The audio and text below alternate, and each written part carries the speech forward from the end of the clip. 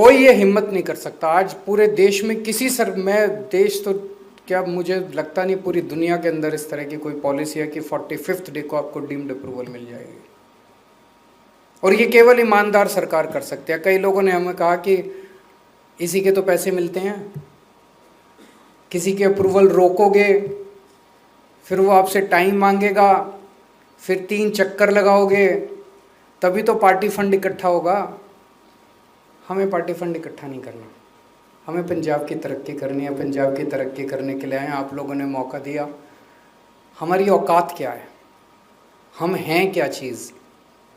मैं एक छोटा सा इनकम टैक्स ऑफिसर था, मान साहब एक आर्टिस्ट थे, संजीव अरोड़ा जी एक बिजनेसमैन थे। हमारे कोई दादा परदादा राजनीति में आज तक कभी नहीं आए। कभी ज़िंदगी में नहीं सोचा था कि हम राजनीति में आएंगे, मुख्यमंत्री बन जाएंगे, 2-2 राज्यों में सरकार हो जाएगी। आप लोगों ने पता नहीं हमारे में क्या देखा, हमें ये मौका दिया। अब हमें पैसे नहीं इकट्ठे करने, जो आप लोगों के मन में हमारा प्यार है वो प्यार बना रहे, विश्वास बना रहे, और उसी प्यार में दिन दूनी चार तरक्की हो, यही ऊपर वाले से रब से हमारी इच्छा है। पंजाब की तरक्की हो, यही चाहते हैं। तो हमें पैसे नहीं इकट्ठे करने, इसीलिए केवल एक ईमानदार सरकार ये निर्णय ले सकती थी कि फ्लैट 45 डेज के अंदर आपको अप्रूवल मिल जाएगी।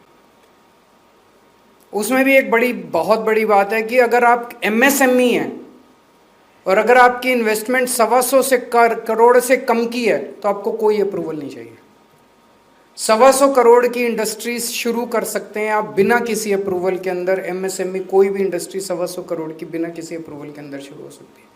इस किस्म का ease of doing business is I think beyond the imagination. शायद आप लोगों को भी जब कहा जाता कि भाई आप कुछ बनाओ तो आप ये सोच भी नहीं सकते थे कि इस तरह की भी कोई पॉलिसी हो सकती है।